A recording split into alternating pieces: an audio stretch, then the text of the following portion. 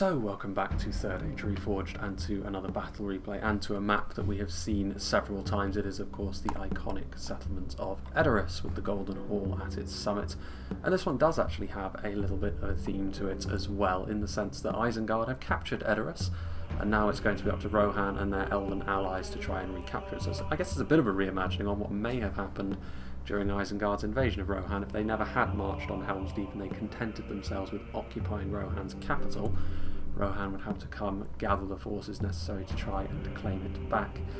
This one was sent to me quite a while ago as well, actually, before the turn of the new year, so it's taken me a little while to get to it, mainly because it was sent to me in the immediate aftermath of me basically posting a different Edoras battle, but I feel like enough time has passed at this point.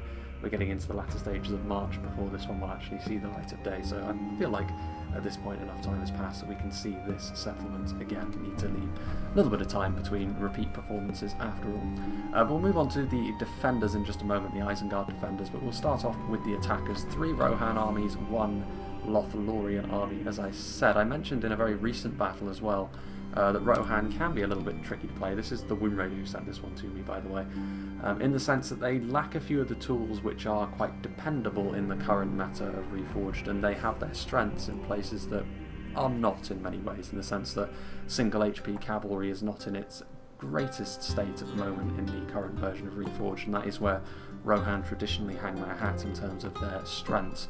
They're not completely without merit, however, in situations such as this. Throwing projectiles are one way in which they can really impress themselves on settlements which depend on more static fighting like Edoras can, depending upon how far the defenders want to pull back, and especially given Isengard's reliance on stuff like pikes and heavier infantry for their defensive lines. Stuff like Rohan's throwing projectiles are going to be very, very important. Even their more entry-level stuff like the Eastmark Spearmen are going to be very, very important when it comes to that sort of thing. Civilians coming back to reclaim their homes, they're going to be pushing up a ram, however, and are likely to meet the full onslaught of any Isengard projectiles coming their way. Another unit of Eastmark Spearmen, a singular unit of Eastmark Axemen as well, which are not too dissimilar to stuff like the Dunlending Veterans, which you may see on the defence, sort of light to medium, or certainly on the lighter end of the spectrum actually, the Eastmark Axemen, but the little bit of additional damage they can do for the tier of unit they are is somewhat useful in a situation like this. In the long-range skirmishing game, actually, Rohan will actually hold a bit of an edge over Isengard under normal conditions with stuff like the Helmingast, because they're going to be able to outperform stuff like the Uruk-hai Archers. The Lurtz Hunting Pack are not the sort of unit that you want to leave exposed in a skirmish fight for too long, because their projectiles are too valuable to engage in that sort of thing.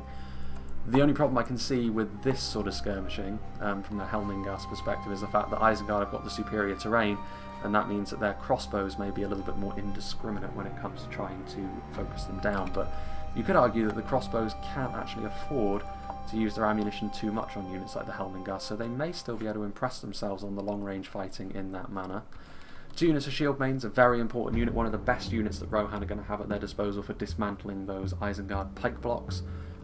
So yeah, going to be very important. They're not terrible in melee themselves, they're better than the entry-level Rohan units, but that's more of a sort of secondary characteristic of theirs. Certainly in a situation like this, they're going to need to use their projectiles to their fullest. Unit of standard Eastmark Horse Archers, which is interesting. The entry-level Horse Archer is not something you often see, especially not in a siege, but it does give them another long-range option. It does give them a bit of mobility as well, should Isengard want to come outside the settlement with any wargs they have. But in that situation, things could get messy for either side pretty quickly, so we'll have to wait and see how that develops. Riders of the Fold are a bulkier unit of Horse Archers. I think when the time comes when Reforged does rebalance its cavalry, this is the kind of class of unit I think that could become a little bit more effective, in the sense that they are heavier Horse Archers. They can defend themselves reasonably, in principle anyway, against other cavalry in melee. They could be the sort of thing which really make Rohan a force to be reckoned with a cavalry rebalance. As it is, I mean, they are still very dependable Horse Archers, but they're dependable Horse Archers relative to how the balance of the game is, so that is worth bearing in mind. And then you have the Red Shields of Erkenbrand, which are dedicated melee cavalry in melee, as well as being heavier Horse Archers at range. They're expensive for what they offer, but you can make the argument that bringing them is actually a good idea, even in the current balance of the game, with it being what it is. But still, we'll see how all of these horse archers do get utilised. There's a lot of big range presence actually from Rohan here on the outside of the settlement that can shoot into Edoras' walls, but they do need some form of infantry presence, and Woundraider has done that in the shape of 3 units of Riddermark Axemen. I mean, the armour piercing will be useful against Isengard, but certainly he's going to be reliant on his allies, I suppose, to do most of the heavy lifting in terms of that infantry hammer blow that they're going to be having to deliver. And then we have a catapult over here as well, manned by Eastmark spearmen as it is. He has got the elves over on his side of the field with him. Actually, no, it's the Hobbit folk. I thought it was Lothlorien, but I appear to be wrong. So the Shire is marching with Rohan on this occasion, it would seem. Hobbitry in arms, armour-piercing spears. Again, the armour-piercing is useful, but Isengard will fancy their chances in an atrocious fight against the Hobbits, but the Hobbits are actually very vicious at range as well, so this could turn into an encirclement that Isengard do not enjoy being in the middle of, even with their relatively bulky infantry. Banderbrass archers, armour-piercing and melee once again with those spiked clubs. Range presence is also nice. The Ents, choosing when to deploy them is going to be absolutely key, especially seeing as Rohan and the Hobbits don't have quite the same heft behind them as Isengard's infantry corps often has. So again, maybe later game when the Ents can really bring about full effectiveness, but if they get deployed too early, Isengard, especially with their armour-piercing elements, which we may see later, could rip them apart pretty easily. Battling Brandybucks, more armour-piercing, as well as more Battling Brandybucks back here, and also, naturally, we're going to be seeing the Proudfoot Protectors, so it does actually mean Isengard don't have a monopoly on crossbows in the way I thought they might. Instead, they're going to have to deal with at least some form of Hobbit resistance in that regard. Naturally as well from Lyon there's going to be plenty of hidden hobbits dotted around the place as well. Then we have Diego Rio Ramos playing as the second of the 3 Rohan armies we're taking a look at. The Riddermark archers are not quite as impressive as the Helmingas that the Woundraider has brought, but they will still help the attackers here try to establish some sort of long-range dominance in this fight. And the Riddermark archers are certainly not the sort of target which something like the Uruk-hai crossbows are going to want to be using their ammunition on, because the cost effectiveness is just not there for them. Several units of civilians and a couple of units of basic Eastmark Axemen, so this will help pad out the Rohan numbers quite a lot, but none of these units are especially effective, especially not the civilians. But of course Edoras' palisades can be brought down by rams, which is the main thinking behind bringing this force, so they can bring down several palisade walls all at once. We have Westmark Marshals and Helm's Hammers. The Helm's Hammers, of course, a very tanky unit of bodyguard tier infantry with that armour piercing, and the Westmark Marshals a unit of high tier armour piercing shock infantry. All this armour piercing will be very useful against the mainstays of the Uruk-hai line. Eastmark Spearmen are here as well, once again throwing projectiles, and Shield Maidens of Rohan, and he has also punted for a unit of Medicel Guard, so trading in the cavalry for a lot of more of these upper end infantry units and throwing projectiles, which generally speaking, with the balance of the game being what it is, I would recommend Diego's approach to this particular battle, but it does pay to diversify sometimes in your army. And then we have some Eastmark Axemen here on the flank as well, again offering those numbers. So a few units of high tier infantry backed up by a lot of throwing projectiles, and then a large amount of numbers of lower end units to help round out the numbers. And then the final attacking army we have is Mar Maroth. He has got a couple of units of Riddermark Axemen, which I would not recommend being the first ones to send in, because they do actually make a very tempting target for Isengard, being that they are quite dangerous in melee, being two-handed axemen, but they certainly don't have the survivability at long range, even with those shields on their back, to withstand any kind of range pressure Isengard may wish to put upon them. Got some standard Riddermark spears as well, the kind of middle ground between the Eastmark spears in melee and the more impressive Westmark spears, which we may see as well. But I mean, they're dependable, but they're not exactly all that impressive, especially not against foes that can field really impressive infantry like Isengard can. Westmark Marshals will be more useful, however. Got some Riddermark Spearmen. The first example of some Westmark units actually from Mar Maroth's army. The Westmark infantry can actually count themselves on a similar sort of level to something like maybe Harald's Serpent Guard would be the best comparative unit to them, but in terms of cost they are actually kind of similar to the Uruk-hai infantry. The Uruk-hai infantry are more traditionally versed in what you want line infantry to be good at though, which is armour and shields, whereas Westmark infantry are a little bit more about that melee defence, you know, being what Rohan are all about in terms of, well, they're not as armour intensive as a faction like Isengard is what I'm trying to say. Helm's Hammers are also here, we've seen them before. We've got some more Helmingas, some more Shield Maidens of Rohan. We do have some cavalry here at the back as well, more Eastmark Horse Archers, so plenty of these lower end Horse Archer units, which will be useful for harassing the Isengard line, but I don't know how useful they're going to be if Isengard truly decide to dig into defensive position, which Edoras certainly encourages you to do. Shield Maidens and Helmingas once again. So let's have a look how Isengard are going to set up. Probably a little bit more conventionally than the Rohan and the Hobbits have decided to be on this occasion. JKL has got some trolls. Of course, we've got the Uruk-hai infantry, one of the centerpieces of this Isengard defence, I'm sure. We have some guards of Orthanc, some Snaga skirmishers, which can at least contest that throwing projectile game with Rohan. Even if they end up losing it fairly handily, they can at least put up a fight. The Uruk-hai crossbows will be pretty much the cornerstone behind this Isengard defence, I think. If they can pick out the right targets among especially the Rohan army, they can blunt Rohan's fangs pretty substantially, I would suggest. Some Lurtz hunting pack, another example of a really dangerous projectile unit that Rohan are going to have to try and face. Snaga skirmishers, Uruk-hai archers, so plenty of projectiles. Uruk-hai infantry. The Nazkai are going to be useful against elements of the enemy army such as the Ents, and also maybe for dealing with cavalry that tries to get a bit too gung-ho and push through the enemy lines. Uruk-hai infantry. Champions of the White Hand, I mean, they may have a harder time pressing out into the open field than they may have thought if the Rohan cavalry micro is on point, and as long as the Rohan infantry doesn't get charged too aggressively by them. But this is a big investment as well by JKL. If he can't use the Champions of the White Hand efficiently, it's a big loss for the defenders, who are outnumbered here. Of course, it is I believe, a 3v5. Fire Captain Les McBurney. We have JKL, and then there is another army, I think, on the defence. Maybe not, actually. It may be a 4v2, which may go some way to explaining the very elite nature of this Isengard army, I should say. Uruk-hai infantry, more Lurtz hunting pack, more Uruk-hai infantry. Uruk-hai infantry are here. Crossbows on the hill as well. Plenty of Uruk-hai infantry and Uruk-hai pikemen, of course, one of the most significant elements of the Isengard defence. Another unit of trolls. I mean, the Isengard ballista could be truly devastating on a map like this if it's used effectively. We saw a little while ago now a battle on Linhir where the Isengard ballista was in pretty much perfect position and able to take advantage of Imladris. That could be the situation here as well. Excuse me, as my voice starts to give out. But yeah, could be absolutely devastating. Uruk-hai pikemen, guards of Orthanc as well, a very dependable defensive unit. More Lurtz hunting pack. Back over here we have another unit of guards of Orthanc. So yeah, very elite armies, but there are only 2 of them, remember. So they are going to be thoroughly outnumbered, but they're also, Isengard are a very capable faction when it comes to defending these positions. So, without further ado, I suppose let's get this show on the road, shall we? So you may see the burning body there. There was one small artillery volley just to let the defenders know that they can't bunch up entirely in really dense formations around here at the gate, as Rohan and the Hobbits move forward on this side.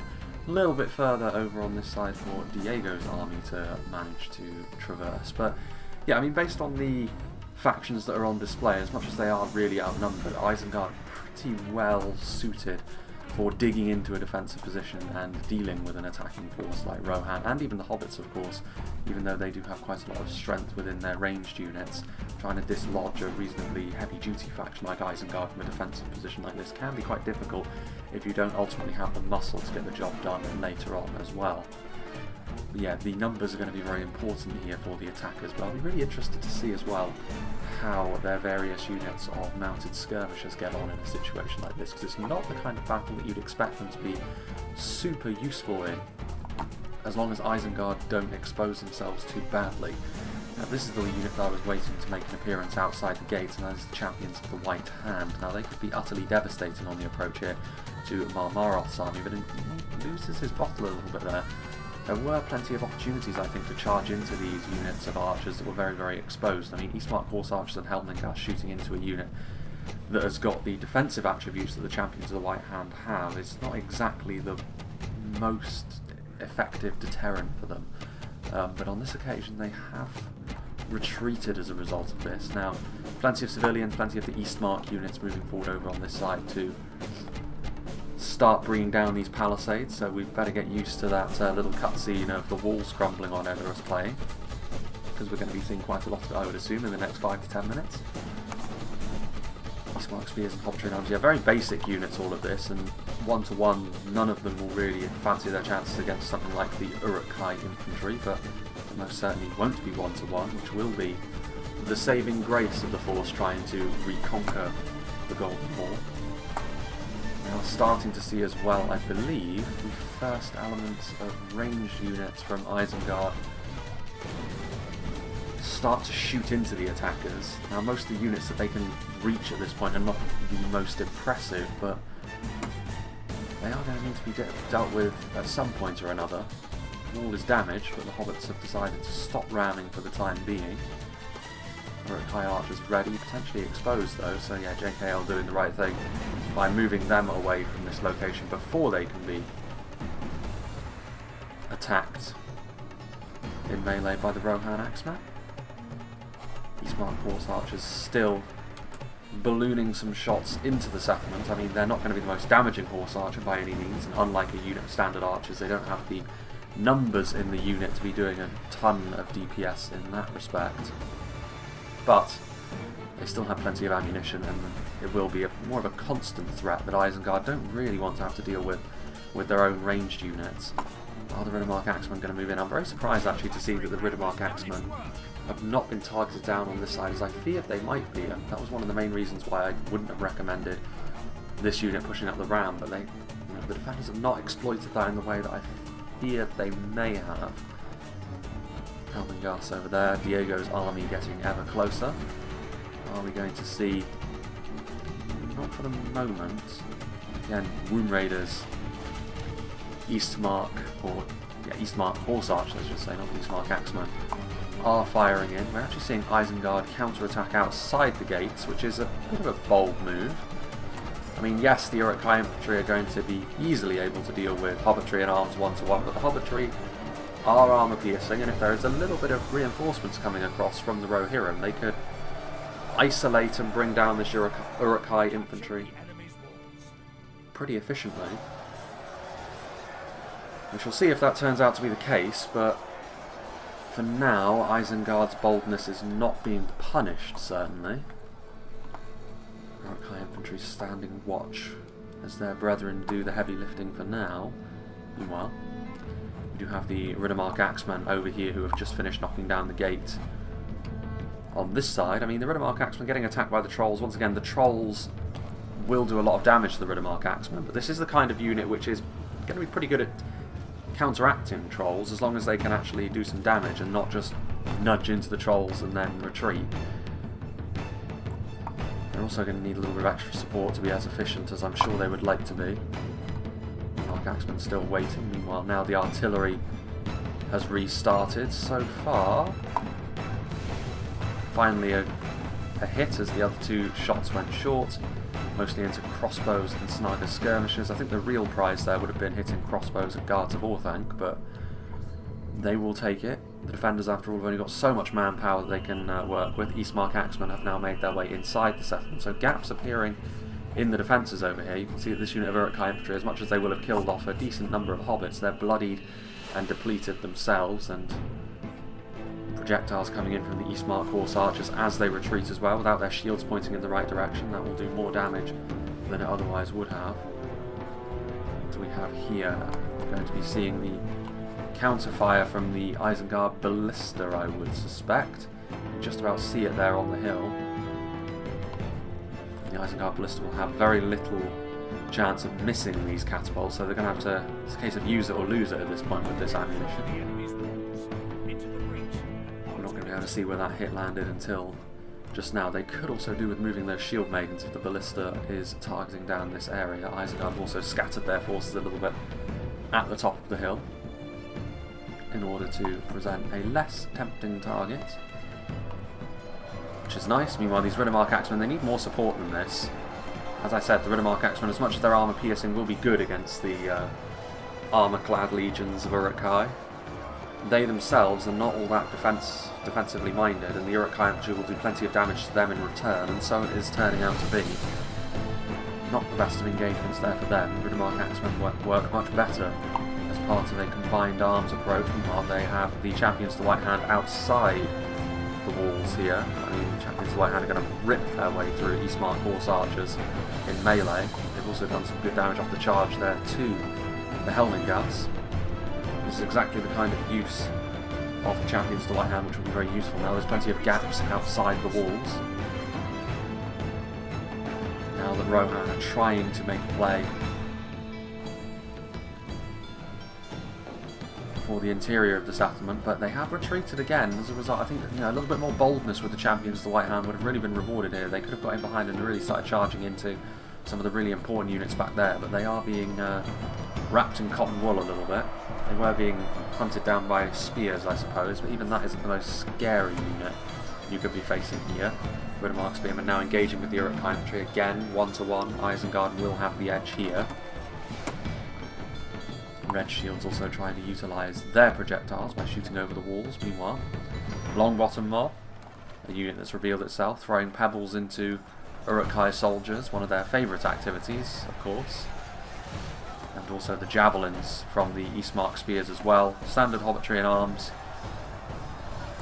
in melee for the time being with a single unit of Eastmark axemen, but all of these relatively low damage throwing projectiles are what's going to be trying to whittle down the Isengard force here at the base of the hill, and this will actually end up being a fairly efficient engagement, I think, for the attackers. The defenders may do a lot of damage to these rather basic units, but they are losing Uruk-hai for free, essentially. Uruk-hai infantry moving back. I mean, they are at risk of being a little bit cut off, this unit over here.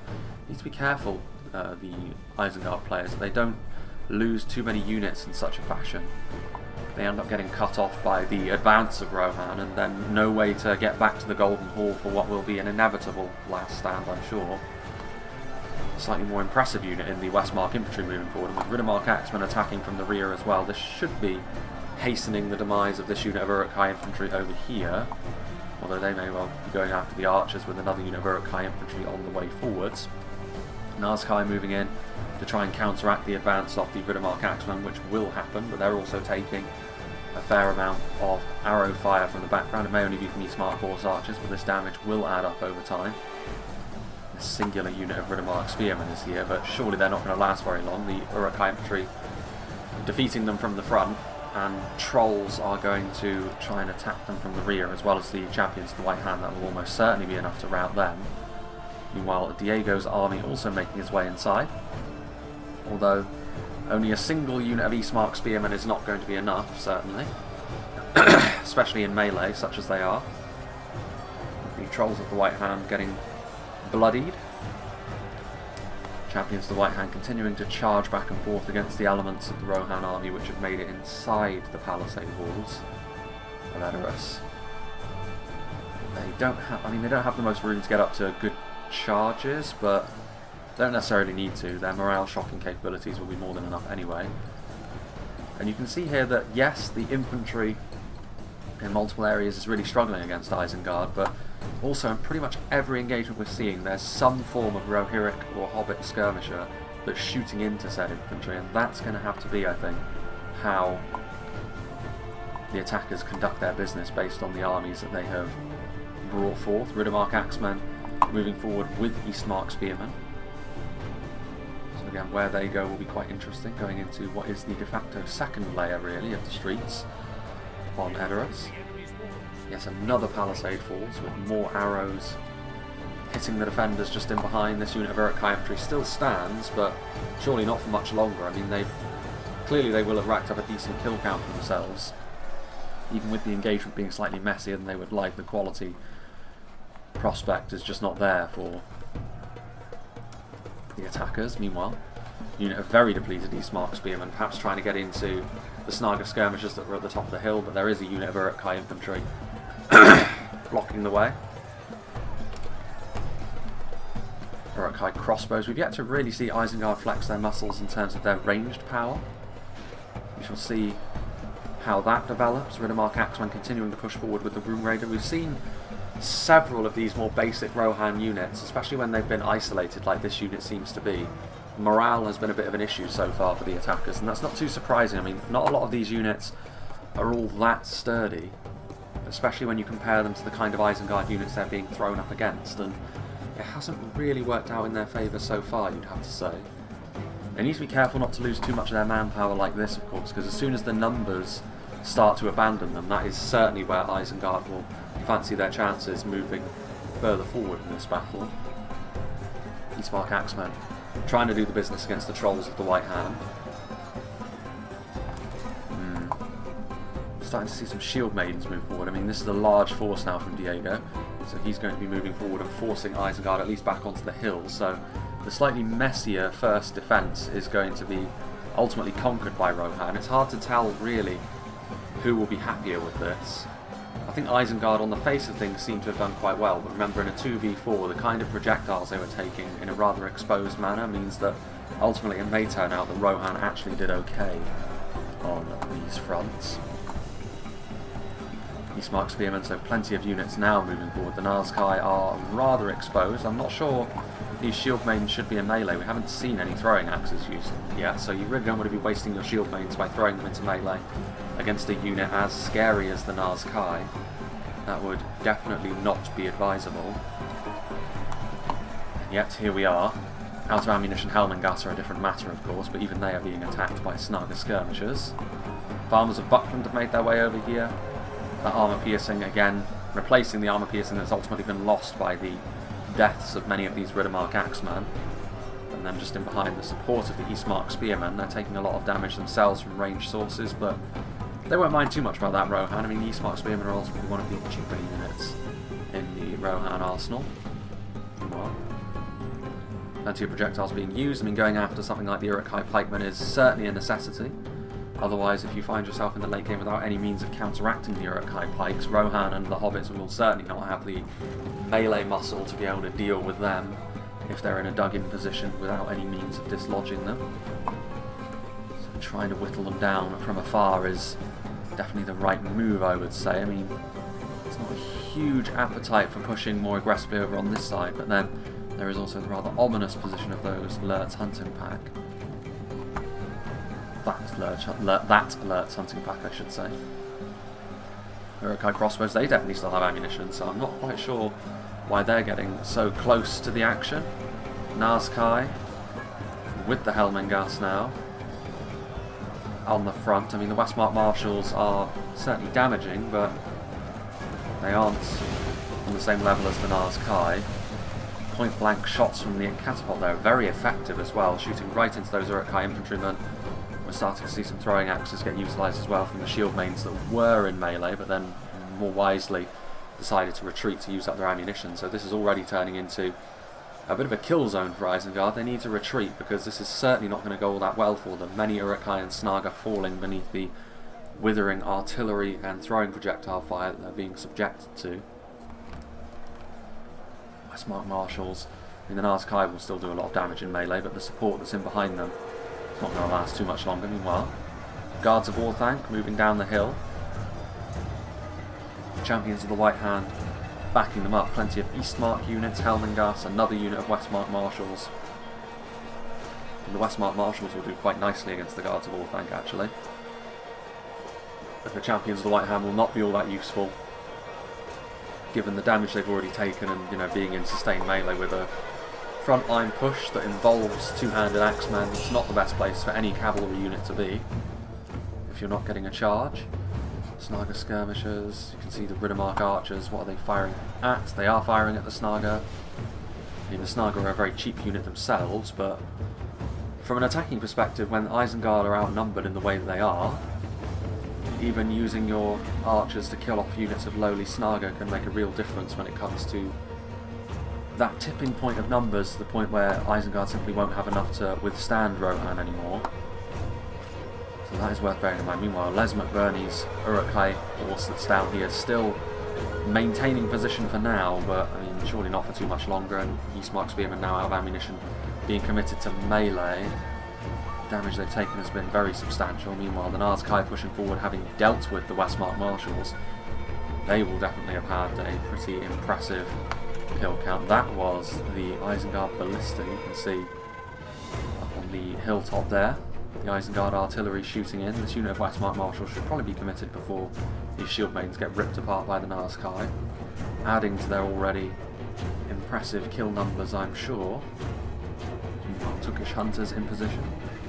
Of course, unsurprising to see the hobbits rely on such things. Tookish Hunters there, Helmengas there, red shields, so several layers really of archers. They don't have the numbers of infantry to push directly up the hill after all, so they're having to soften Isengard up like this before they try to commit themselves forward. The pebbles of the long bottom mob coming in as well, very low damage values, but at least AP, so they will do damage, significant damage actually to Isengard, provided they're given the time to do so, and they will be, because the only alternative for the defenders really is to counter-attack into the attacking ranks. Turkish hunters perhaps out of ammunition, just helping to block up this road a little bit just in the event of an Isengard counter-attack, although they actually take matters into their own hands here, the hobbits, and they are going to engage. Snaga versus hobbits in melee. Obviously the Uruk-hai will muddy the waters somewhat between that battle of the short folk. Nazkai trying to pull back, but being prevented from going any further by these Westmark marshals, also some Rohan riders moving forward, making things even messier. So this will surely be the end of the Nazkai at this point, simply too many Westmark marshals to deal with now. Plenty of armor-piercing damage coming their way. That unit of Nazkai will certainly be happy with the heavy lifting that they've done in this battle, I would suggest. Shield mains are there. Plenty of depleted units, to be sure. Meanwhile, the Guards of Orthanc being overwhelmed as well in a similar fashion to the Nazkai are, and that means Rohan can move on to the next defensive line, which rather weirdly is Uruk-hai archers. They still have ammunition, because they've still got their bows drawn. They want to pull back. I mean, at this point, it might be worth Isengard's time to start more liberal use of their crossbows and lurch hunting pack units, perhaps. After all, if they don't, I mean, they still have infantry in reserve, but they need to start doing some serious damage to the attackers here, because there's still plenty of numbers that the attackers have at their disposal.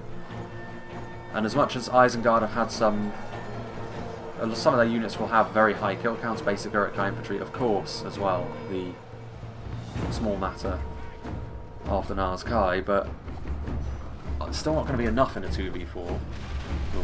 I mean, yeah, going after the Dunedain Rangers is a must, and the Isengard Ballista one of the better tools they have for doing that, but yeah, the last thing you need as the defenders is for Dunedain Rangers to be shooting their body-piercing projectiles through the ranks of your army on what is ultimately a bit of a last stand for you. Having a look, the rear road is not yet being taken. A couple of units of Trolls of the White Hand down there. In fact, no. Yeah, 2 units of Trolls of the White Hand are down there. Perhaps looking to be a counter-attacking force to go around the attackers once they've committed fully to trying to take this hilltop, and a couple of units of Trolls could be devastating at that, especially with the morale-shocking effects such a unit can have. Well, I mean, this unit of Uruk-hai Archers still on the front line. Bit of a waste, really, if this unit still had ammunition again, and it's the kind of waste which the defenders can scant afford. Victory seems certain. I find that very hard to believe, given that it's Uruk-hai Archers in melee we're talking about. Meanwhile, Westmark Marshals pulling forward again. Another example, though, perhaps of Rohan sending forward an individual unit without as much support as maybe it needs.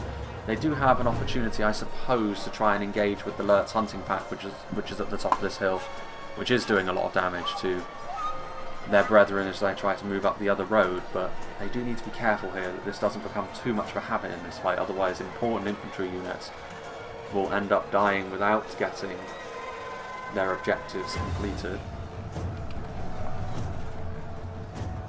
A little bit more of a presence on the front line now, Helmingas, but again, most of these units are still pretty basic in nature. I mean, there's battling Brandybucks in there, which will offer a little bit more armor-piercing bite against the Uruk-hai position. The problem the Uruk-hai have, though, is this is still somewhat exposed to projectile fire. I mean, it may be a very depleted unit of shield mains, but these throwing axes are still going to have the desired effect over time against a unit like the Uruk-hai pikes. I think, yeah, we're starting to see the Lurtz hunting pack be a little bit more liberal with their ammunition, which is probably for the best. Isengard can't afford to hold on to it for too long, because otherwise it really will be a case of use it or lose it. Eastmark Axemen moving up in support of the Westmark Marshals, but again, Eastmark Axemen are very basic as far as a shielded infantry unit goes. And even the Uruk-hai Crossmen with their armour, the Eastmark Axemen may struggle to do the kind of damage they would like. Certainly against the Guards of Orthanc they will struggle, but still these Westmark Marshals doing some good damage. They're very tired, but at this point the pikes have managed to get in position and they will be getting held at arm's length a little bit more so. Again though, we're starting to see throwing projectiles get used by Rohan, and this is the thing. Time and time again when we've seen these engagements so far, it's had the look of Isengard looking fairly dominant in them, outside of the moments where they had to retreat, but it's very difficult to keep tabs on how effective individual skirmisher units are doing. As I've said before, that is ultimately how the attackers will be judged in this battle when the results screen comes about. Still, these Uruk-hai archers who have now been routed, unsurprisingly. Again, units that have been wasted like this may very well come back to haunt the defenders as well. Elsewhere, Uruk-hai pikemen getting into place. Snaga skirmishers on the way forwards. Lots of damage being done by those Lurtz hunting pack, but it's only on a depleted unit of Helmingast at this point, so I doubt the attackers will be all that concerned about such things. Another unit of Turkish hunters getting into position, and they have got a fairly decent angle of fire. They'll certainly be hitting the enemy. They're not the most damaging archer, but through sheer volume, they should be able to achieve their goals. I mean, certainly the kind of units that I would be going after would be the Uruk-hai pikemen, because you're much more likely to do damage against these unshielded Uruk-hai than, for example, the unit that we just saw travelling down the hill here. Guards of Orthanc from the front, shields pointing in the right direction, very heavily armoured, multiple HP. You're not going to do a ton of damage against them. Not the most devastating. Well, I say that was a pretty good shot, ripping right up the Lurtz hunting pack and hitting the Uruk-hai crossbowmen as well. It's the sort of thing which may have a cumulative effect as the battle goes on. This unit of Westmark Marshals still fighting well. The Eastmark Axemen have long since departed, but you see the support of the shield mains of Rohan still trying to do what damage they can against the Isengard pike lines. And further afield, defeat seems certain. Ridmark archers. How much do they have left in reserve down here? I mean, they've got Riders of the Fold, but that's cavalry. They've got some Helmingast. The Helm's Hammers are way back over there, but they need to be close to the front line, really, because the time may come when you need such a high quality unit on the front. So force Isengard into submission. Looks like the shield mains may very well be out of ammunition, in which case they are being committed forward at the right time, because this unit of Uruk-hai infantry was, I think, looking to overlap on what remains of the Westmark Marshals, but there's no real need for that because they're now routing. So Rohan's still struggling to make an impression in melee, even in spite of the damage that Isengard is taking at the hands of units like the shield mains, the Eastmark spears, long-bottom mob, etc. Attacking artillery doing a good job of whittling down the guards of Orthanc, but still the Isengard lines hold fast. Further back down the hill, long-bottom mob, back in the Brandybucks. I mean, again, looking at this, they do have reinforcements that can be committed to the melee fight, Rohan, but it is limited in number. If Isengard can hold out for a little longer, it may turn into Rohan simply not having the strength to get through these Isengard lines. Isengard's more straightforward approach to a battle like this may very well suit a map like Edoras a little bit more so. Of course, a more cavalry, horse archer centric approach may work for Rohan if they're on the defence, because you can take the battle to the open field to a certain extent, but Isengard were never going to try a mass sally forth when they're dealing with a primarily Rohan based attack, when you know that Rohan's main weakness is going to be fighting in these really atrocious fights, because they don't have the same level of survivability as their fellow Western kingdoms. Their armour values are not as high. They're a little bit more focused around more damaging units in melee rather than ones with high melee defense as well, so if you can bottle them up, as Isengard can do with pikes and the like, over time they will start to show wear and tear far more quickly than their fellow Westerners. Ents are on the way forward now. I mean, hobbits are in much the same sort of position, really. They can field more numerous units of infantry perhaps a little bit easier than Rohan, and they do represent maybe a slightly more awkward foe for Isengard to try and face down, but the same problem will still ultimately apply when it comes down to the business end of this fight. Are they really going to have the ability to knock the enemy out of the way? I mean, the Ents are one thing, but that's only a singular unit, and they're much Much like the trolls, they are designed for a spike of damage in many ways, rather than a concerted push to victory at the end. Routing for the hobbits is worrying, and with the Isengard Ballista turning their attention on this front line now as another unit of Riddermark Axemen arrives, you do worry for the attackers a little bit here. Still, arrows, javelins, rocks are being flung all over the place, hard to keep track of, but Isengard's lines are showing no signs of total collapse as it stands, and we are getting towards the final 10k frames, so this will have to start bearing some fruit fairly soon. Marmaral's Helm's Hammers have moved forward from the outside of the battlefield now. I mean, this is one of the units Isengard will rightly be pretty wary of. We shall see. Uruk-hai infantry. Defeat is a distinct possibility. Riders of the Fold.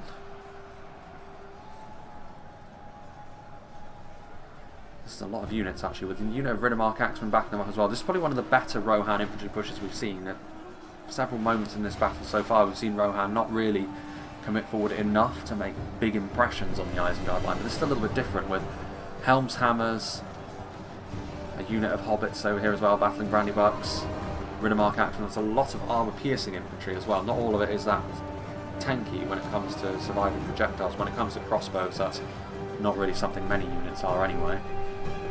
So this is the kind of force that the Uruk-hai infantry may be a little bit more worried about. But again, those crossbow bolts proving to be a problem. I mean, again, targeting down the Helm's Hammers, ripping through those shield maidens as well.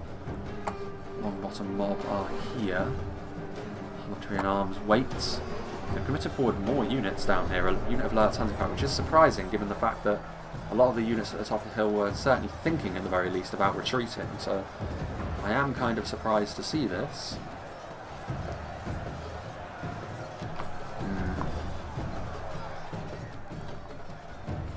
Guards of Orthanc, Longbottom mob.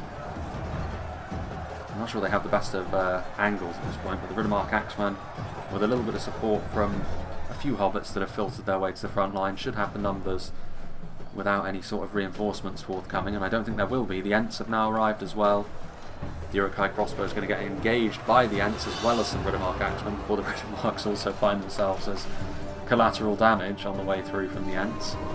Yeah, that unit of Uruk-hai crossbow is too close to the front line, and we may be getting to the point now where Isengard simply have too many skirmish units left, and they may have to start using them as infantry as well.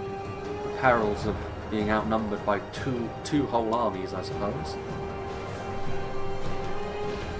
Javelins still doing their thing. The Helm's Hammers have taken a little bit of damage, but actually not that much, considering the crossbows were clearly trying to target them.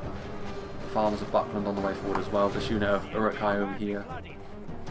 Second unit of Helm's Hammers as well. So yeah, this is going to be the end of this unit of Uruk-hai crossbows. So at several moments, key moments, we have seen Rohan make these breakthrough assaults. Proudfoot protectors on the way forward as well, and they've definitely focused this side more so, the attackers, than this side, but perhaps this is because there's only one road up here, whereas on this side, if the defenders aren't paying too much attention, there could be two, and even then, even if they only have the one choke point, it's still wider than the one that's over here, and there's less opportunity for projectiles to be used against you. Again, the entire Rohan force is still not catching up to the Isengard lines at this point, so this could be a little bit risky, but Rohan perhaps seeing the opportunity with the Ents and the Hobbits to get into a lot of these exposed skirmishes, and certainly the Snarg, oh dear, bit of friendly fire there, which is the last thing you need to be seeing on a unit as important as the Helm's Hammers. But yes, Snarger skirmishers, victory seems certain, which is very surprising. That must be because of the supports in place, but they were exposed, so, and they are easy kills really in melee. But if they are running low on infantry, maybe Isengard would have thrown them in as cannon fodder anyway. The Ents have pushed their way all the way to the Isengard Ballista, seeing it for the threat that it is. They've managed to go through all of this Isengard infantry, but most of it is pikes, and pikes are not going to be the most effective counter to Ents or Trolls. Speaking of which, yep, I thought so looking at the mini-map. Trolls of the White Hand have begun their counter-attack, and there's so many of them here. they're going to be able to batter their way through the hobbits fairly quickly. I mean, the battling brandybucks will do a little bit more damage, being a unit of AP shock infantry, but there's enough trolls here that they should be able to do pretty terminal damage to this rear guard that the hobbits have laid on for them. Time will tell whether this proves to be decisive or no. Still some orcs on this front line over here, but with a rear charge from the farmers of Buckland, they will finally be able to open up this angle for an attack as well, although this may be ground that's retaken by Isengard because of all those trolls, and there's not really anything there that's going to be able to do tons of damage to them. Red Shields moving forward to support the infantry push. Proudfoot Protectors, of course, represent a unit of pikes that the attackers can use as well. Medicel Guard going to be utilising those javelins against the Isengard infantry, which is still here. Decisive moments in the battle this. Riders of the Fold movement were trying to interrupt the Lurtz hunting pack with what remains of this very battered unit of Helmshammers at this point. I mean, they're certainly getting in the way of the Isengard archers doing their thing. More pikes pushing forward to the front line. I mean, have they managed to kill off the ballista crew? I mean, a lot of them, but the ballista crew is now going to retreat in and amongst the rest of the infantry, so I think, though, to be honest, that is the ballista kind of dealt with, because I really doubt that they're going to be able to remount this ballista once the Ents are dealt with, because of the focus that the attackers are going to give them if they do reveal themselves once more. So I don't think they're going to be able to get in position. They will. The only service they will be able to offer themselves is just 11 more warm bodies for the front line, unfortunately for them. Bandits revealing themselves from the hobbits as well, yet more javelins. What's going on over here? Trolls destroying things is what's going on there. One of the Isengard generals does fall. Routing from the hobbits. Riddermark archers, they were already routing, they just found themselves caught up in this engagement, feeding more kills to the trolls. I mean, a charge from the Eastmark horse archers, but not the most effective charge. And in melee, cavalry will really not like being up against trolls such as this. Defeat is a distinct possibility, you don't say. Turkish hunters on the way down here, maybe just throwing numbers into this to try and stop the trolls is the way forward, or at least that's what they're attempting to do. Riders of the Fold moving in, axes drawn, getting in behind enemy lines, preventing the Isengard skirmishers from supporting this front line. Should be able to finish off these Snaga skirmishers without too many issues, I would suggest. But further down, defeat seems certain. Only a military genius could win this battle. Farmers of Buckland doing their thing. The Ents have finally been brought down, but at what cost? Chaos was sown in the Isengard ranks.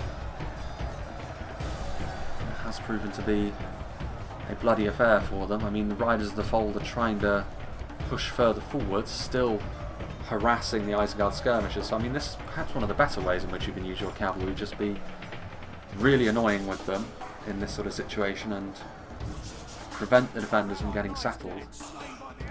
I mean, one of the generals has been lost, interestingly enough, in a unit of Eastmark horse archers, no less.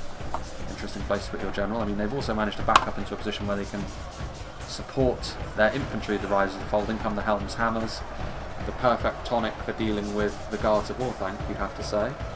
Plenty of bandits moving forward as well. I mean, still the quality fight in terms of the infantry engagements would go to Isengard, but I mean, Proudfoot Protectors still have ammunition, Helmingast still some Dunedain Rangers, Red Shields capable of getting in the way. Riders of the Fold, I mean, they're going to get skewered very easily by the advancing Uruk-hai pikemen. Dying off very, very quickly, but they are getting in the way of the Isengard infantry so that it can't reinforce the units that have ultimately been left behind out here. And I think there's been one too many situations like this where Isengard have had units cut off which have ultimately been surrounded and destroyed by the attackers, and that's never really a good thing, especially when the defenders are outnumbered in a battle like this. Bandits on the way forward. Dunedain Rangers try and use the catapult. I mean, this is risky. You could hit your own men in a situation like this. There's no need perhaps for taking risks of this magnitude. Still, I mean, the trolls down here, nothing has really been sent against them which has been super effective. I mean, there are dead trolls over here to be sure, but there's still enough of them to cause a bit of a problem here. I mean, Isengard are over here. Bouncer forces evenly matched. The damage that the trolls can kick out, even against bodyguard units when they're isolated, though, is pretty scary. We could be seeing the end of many of these Medicel guardsmen. So that's something Isengard can cling to, but I still think that the trolls are going to end up falling here at long last. And when the Medicel Guard arrive, they are themselves a strong unit, so if they had been committed earlier, the trolls maybe could have been dealt with a little bit more efficiently, but what's done is done. Again, Rohan trying to make this battle as messy as humanly possible by pushing forward with their red shields. Again, the pikes tried to move backwards, but as a result they left these Snaga exposed, and now the red shields are going to start cleaving through them, swords in hand. So the cavalry choices may not have been the easiest to use on this occasion, but I'd say for the large part, Rohan have actually made pretty good use of them, you'd have to say. Damage done to the palisades. Proudfoot's on the way forward. What remains out here is largely Uruk-hai crossmen. The Guards of Orthanc mostly dealt with. Riders of the Fold and Red Shields moving in to try and break them, and indeed they do. The last vestiges of Isengard resistance outside of the final stand area, other than the trolls, which are pretty far away at this point, has fallen. Still a lot of pikes in there, but surely not enough. I mean, when you consider the numbers the attackers still have left, it should be too much for Isengard to have to deal with. Trolls, looks like the last of them did just fall. Medicel Guard did take a fair few losses, but ultimately dealing with the trolls was worth it, just making sure that they cannot be of any further hindrance to the recapture of their capital.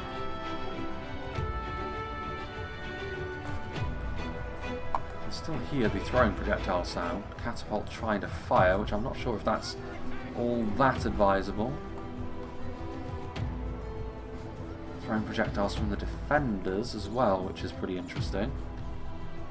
There's still apparently fighting going on over here. There's actually some Guards of Orthanc left alive. One Guard of Orthanc, I should say, before he's ultimately completely surrounded and destroyed. The Red Shields at this point are stuck in here, so they may as well just try and kill off as many Snaga as they are able before they are inevitably killed off by the same pikes that dealt with the Riders of the Fold that were here before them. But they'll at least claim the lives of many Snaga before they do fall.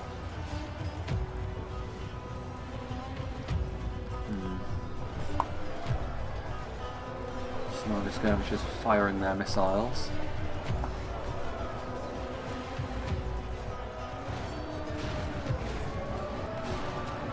Horns blare. It would be the horn of victory for Rohan here. I mean, the pikes are still in the way. Do they have much in the way of projectiles to try and force through these at this point? I mean, I think, you know, based on the red shields here, they really are just using their mass, and this is the best way you can use cavalry like this if you have no other use for them on the attack. Just use them as a bludgeon. They are a high mass unit after all. They may have certain weaknesses, which means you don't often want to do that, but the support of those pikes on the front line at this point has been pretty much ripped away. All of these throwing projectiles and crossbow bolts that could have been used to do damage to the Rohan advance has ultimately been nipped in the bud by these red shields. There goes the other Isengard general as well. A few Rohan infantrymen have also made their way back here. The catapult crew, no less. Yeah, and ultimately they're not able to form up a cohesive line either, the Uruk-hai pikemen, so this will be a victory for the attackers, you would have to say. I mean, it is going to be within 10%, but with an unorthodox attacking army, they were able to use it pretty well, and overall, time and time again, those pockets of Isengard resistance we saw, which were performing very well in melee against the units that were sent up against them, but ultimately still getting hit by all kinds of missiles, that ended up being pretty vital in this battle, you'd have to say. Uruk-hai. Red Shields trying their best to at least help with the disposal of these pikes, but they're not really going to be able to achieve too much, given that the pikes will kill them off very quickly, and they don't really have the room to get up to a decent charge speed here. They would actually be better off, I think, just staying in melee with these units over here and just killing off as many as they can. They would actually be killed, but I think it would be the best option.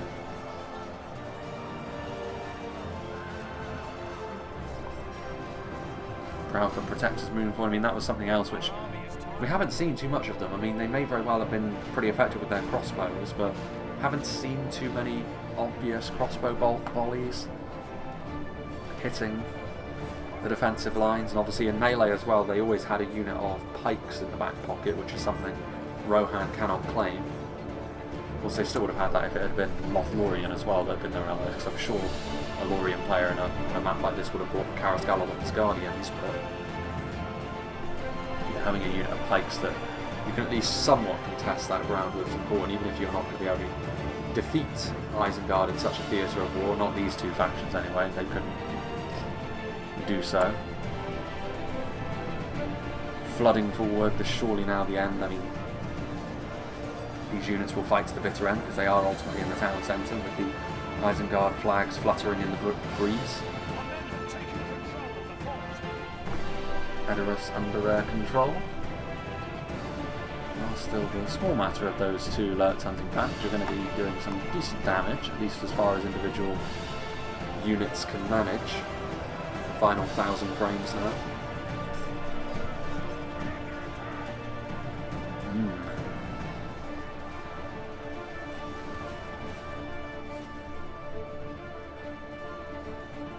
Well, been an interesting one this, just because of the unorthodox nature of the attacking armies, and also, of course, because thematically Rohan had the chance to reclaim their capital, and they have managed to do so.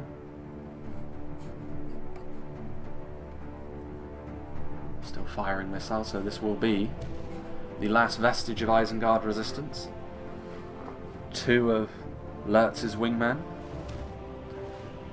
Are they going to shoot them with their crossbows? No, I think they are going to attempt to skewer them in melee. The bandits are on the way forward. There goes the red shields as well, running one of them over.